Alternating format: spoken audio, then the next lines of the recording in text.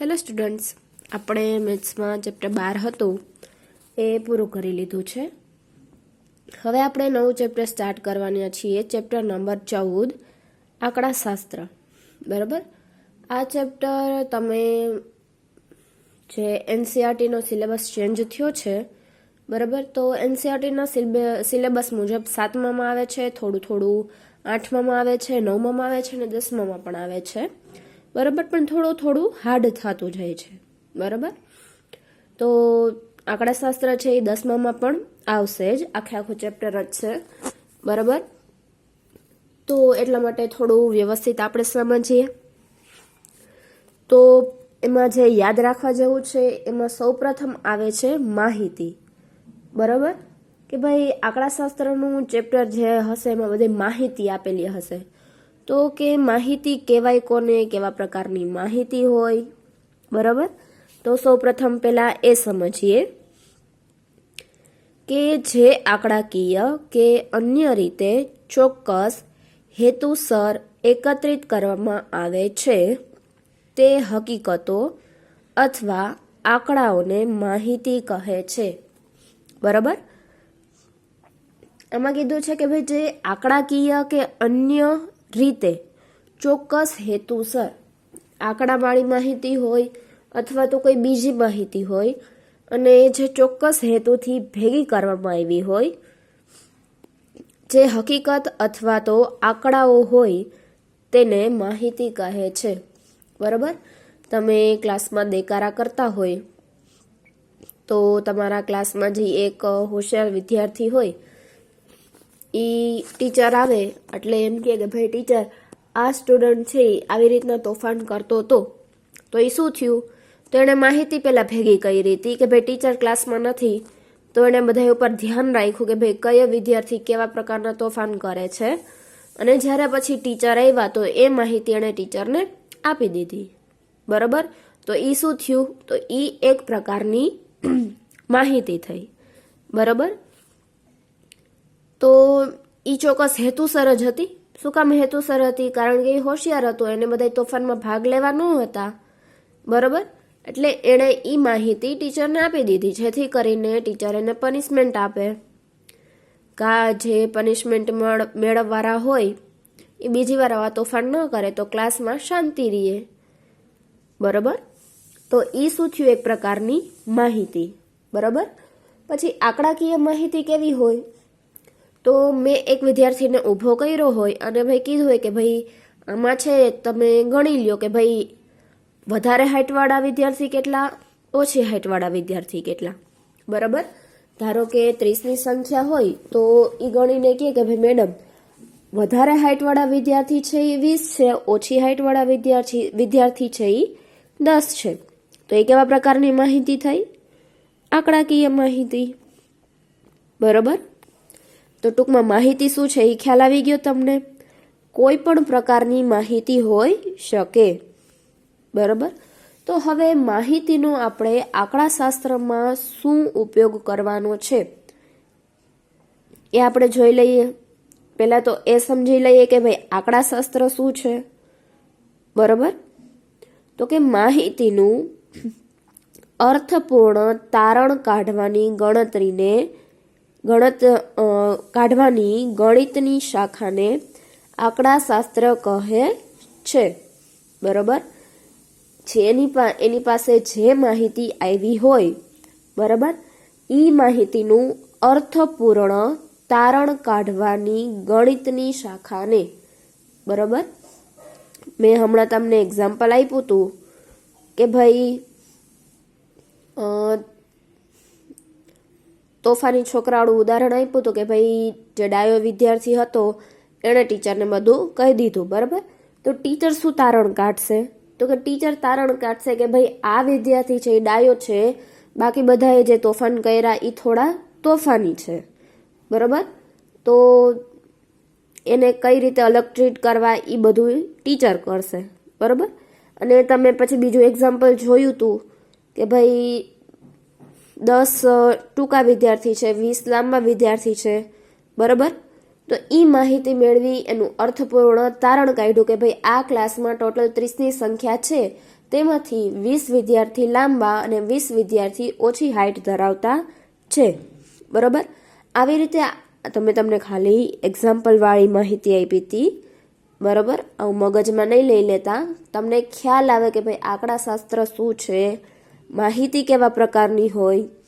બરોબર, તો આ રીતે જે રજૂ કરી શકતું હોય એ છે આંકડાશાસ્ત્ર.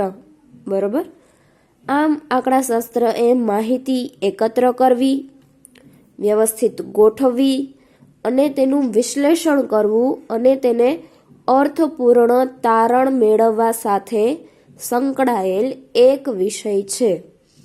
બરોબર, આંકડાશાસ્ત્ર ઉપરથી આપણે માહિતીને એકત્ર એટલે કે ભેગી કરી શકીએ છીએ. મેં કેમ કીધું કે ભાઈ માહિતી ભેગી કરો, કેટલા લાંબા કેટલા ટૂંકા, વ્યવસ્થિત ગોઠવો. તો કે ભાઈ લાંબાની સંખ્યા તો કે 20, ટૂંકા ઓછી હાઈટવાળાની સંખ્યા તો કે 10. વિશ્લેષણ કરો તો કે ભાઈ આ ક્લાસમાં 20 વિદ્યાર્થી લાંબા, 10 વિદ્યાર્થી ઓછી હાઈટ ધરાવતા છે.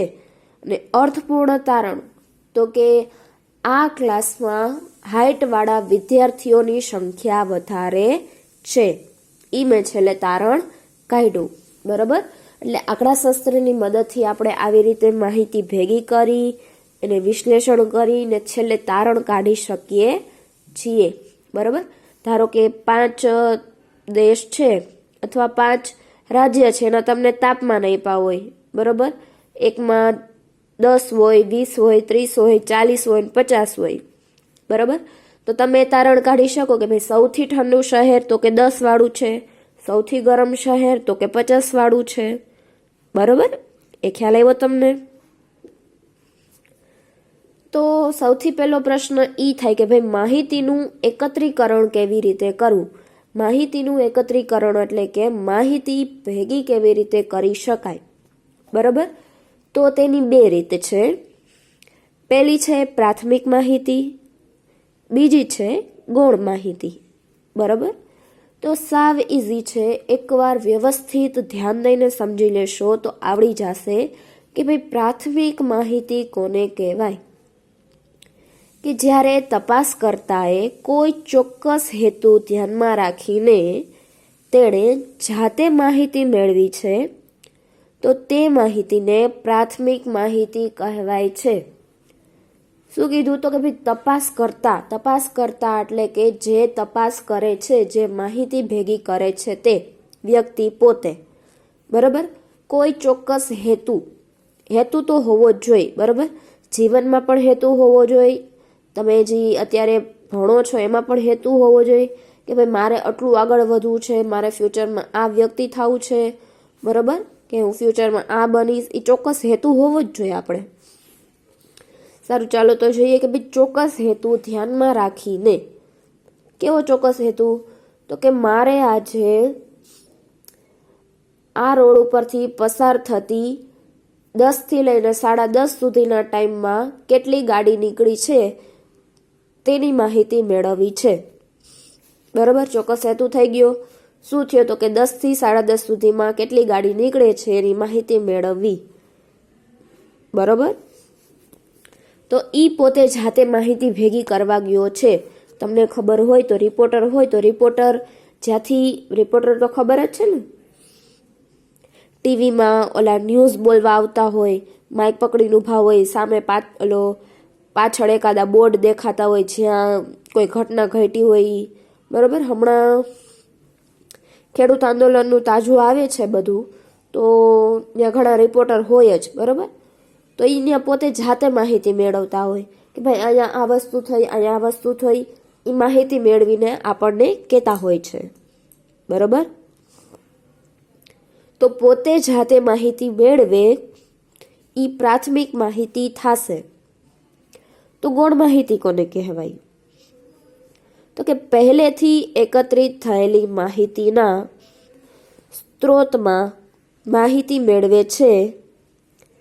આ રીતે મેળવેલ માહિતીને ગૌણ માહિતી કહેવાય છે. મારા પાછળ સ્ત્રોતમાંથી ભૂસાઈ ગયું છે. બરોબર, સ્ત્રોતમાંથી આવે. શું કીધું? તો કે જે પહેલેથી આપણે જે પ્રાથમિક માહિતી એકત્રિત કરી હતી એના સ્ત્રોતમાંથી માહિતી મેળવે. બરોબર. મેં હમણાં જ કીધું કે ભાઈ રિપોર્ટર છે એ ખેડૂત આંદોલન વિશે બોલતા હોય. બરોબર. એ માહિતી કોણે લીધી? તો કે એ માહિતી લીધી જે ન્યૂઝ એન્કર હતા કે ભાઈ ચાલો આપણે આજે આને મળીએ, કે ચાલો ભાઈ તમે ત્યાંથી લાઈવ કયો તો શું કે થાય છે તમારે, ત્યાંથી માહિતી મેળવે. પછી આપણને કહે કે ભાઈ આજે દિલ્હીમાં આમ થયું, રાજસ્થાનમાં આમ થયું. બરોબર. તો એ કેવા પ્રકારની માહિતી થઈ? ગૌણ માહિતી. બરોબર. ન સમજાતું હોય તો એક સિમ્પલ ઉદાહરણ આપું કે તમે છે, હું તમને મોકલું કે ભાઈ જાઓ બારે જઈ અને વૃક્ષો ગણી આવો. તમે ગયા, વૃક્ષો ગણી લીધા. તમે કીધું કે ભાઈ 10 વૃક્ષ છે, તો એ 10 વૃક્ષની માહિતી તમારા માટે કેવી થઈ? તો કે પ્રાથમિક માહિતી થઈ. હવે તમે સ્કૂલની અંદર આવ્યા, મેં પૂછ્યું કે ભાઈ કેટલા વૃક્ષો થયા? તો તમે કીધું કે 10 વૃક્ષો. મેં સાંભળી લીધું.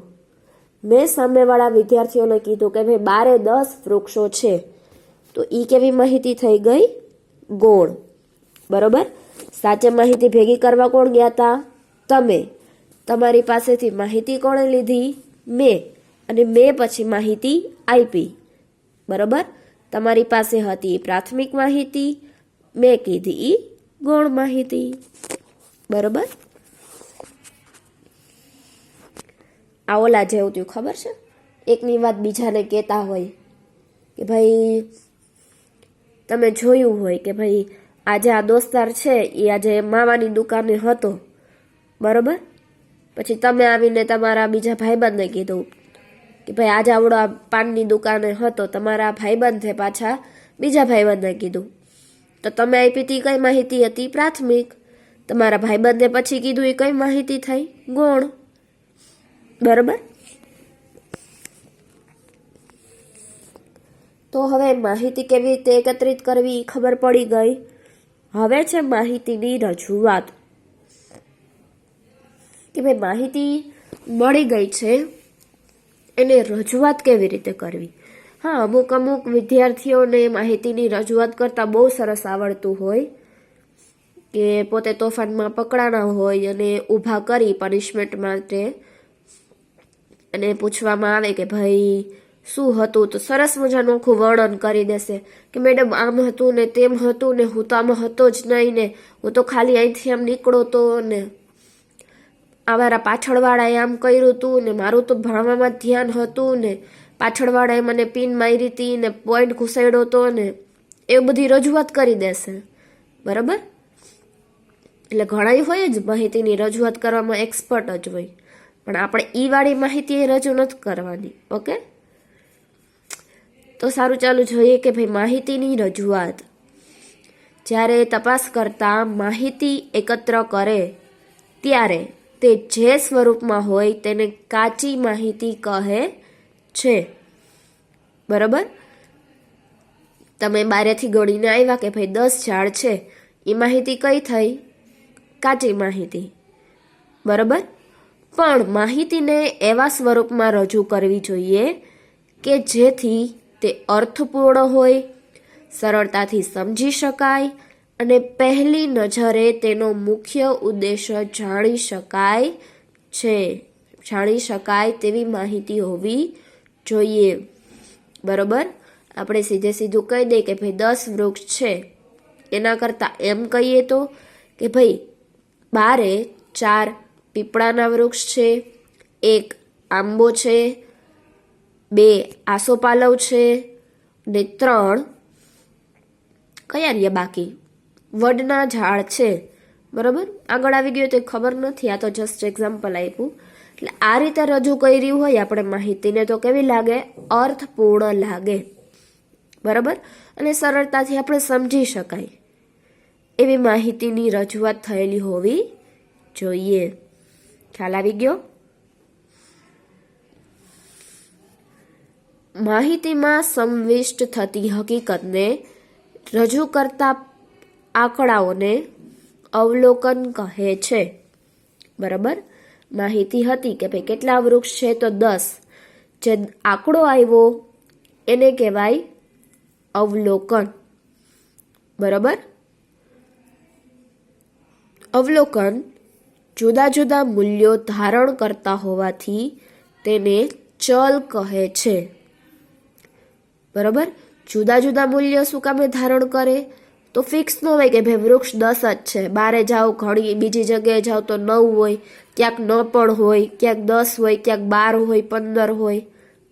બરાબર. ચલ એટલે કે જે ફરી શકતું હોય તેવી રાશિ, ચલ. બરાબર. આમ ચલના જુદા જુદા મૂલ્યોને અવલોકન કહે છે. બરાબર. અલગ અલગ જે ચલના મૂલ્ય હોય તેને શું કહેવાય? અવલોકન. બરાબર. અત્યારે તમને થોડું એમ થતું હશે કે ભાઈ કંટાળાજનક ચેપ્ટર છે, આમ છે તેમ છે. એવું જરાય નથી, સાવ ઇઝી ચેપ્ટર છે. બરાબર. તમને થોડાક વર્ડ ઓલા લાગતા હોય કે ભાઈ અવલોકન ને ચલ ને, પણ જ્યારે ચેપ્ટર સ્ટાર્ટ થશે અને જે એકાદો આપણે દાખલો ગણીશું ત્યારે તમને બધી વસ્તુ ક્લિયર થઈ જશે કે ના ના ભાઈ આ વસ્તુ તો સાચી જ છે ને સાવ સહેલી પણ છે. બરાબર. હવે એની પછીનો પોઈન્ટ છે વિસ્તાર. તો વિસ્તાર શું છે? તો કે ભાઈ માહિતીના મહત્તમ અને ન્યૂનતમ મૂલ્યોના તફાવતને વિસ્તાર કહે છે. તો પહેલા તો હવે ધારો કે તમને માહિતી આપી હતી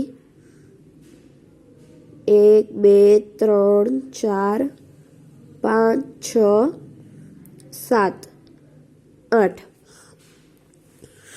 ચાલો આટલા અંકની તમને માહિતી આપી છે. હવે આમાં જોઈ વિસ્તાર શું કહેવાય.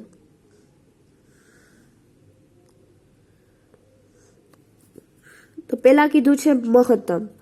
મહત્તમ એટલે વધારેમાં વધારે.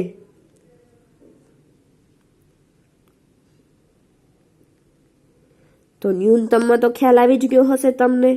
ન્યૂનતમ એટલે ઓછામાં ઓછું. બરાબર. મહત્તમ એટલે વધારે અને ન્યૂનતમ એટલે ઓછું. તફાવત તો ખબર જ છે, તફાવત એટલે બાદબાકી. તો સૌથી વધારે કયું છે? 8. સૌથી ઓછું 1. બેનો તફાવત 8માંથી 1 જાય તો 7. તો આ માહિતીનો વિસ્તાર કેટલો થયો? 7 જેટલો. બરાબર. ખ્યાલ આવી ગયો તમને? બરાબર. મેં અહીંયા ઉદાહરણમાં લીધી છે 1 થી 100 સંખ્યા. માં મહત્તમ કયું મૂલ્ય થયું? 100. ન્યૂનતમ કયું મૂલ્ય થયું? 1. તો માહિતીનો વિસ્તાર કેટલો થયો? 100 - 1 બરાબર 99નો. ચલો વિસ્તાર ખ્યાલ આવી ગયો તમને? હવે આપણે 2 પ્રકારના કોષ્ટક દોરવામાં આવશે. બરાબર. એક છે અવર્ગીકૃત અને એક છે વર્ગીકૃત. બરાબર. હવે મને એવું લાગે છે કે આપણે નેક્સ્ટ લેક્ચરમાં રાખીએ જેથી કરીને થોડું કન્ટિન્યુ રહે. બરાબર. હું જો 2 લઈ લઈશ ટોપિક અવર્ગીકૃત વર્ગીકૃત વાળા તો અત્યારે થોડું લેન્ધી થઈ જશે. બરાબર. સારું, ચાલો તો હવે હોમવર્કમાં છે એકવાર રફમાં લખી પાકું કરજો આ બધી વ્યાખ્યા. બરાબર. રફ બુકમાં છે, ફેર બુકમાં નથી. ઓકે, 1 ટાઈમ રફ બુકમાં. સારું, ચાલો તો નેક્સ્ટ લેક્ચરમાં મળીએ.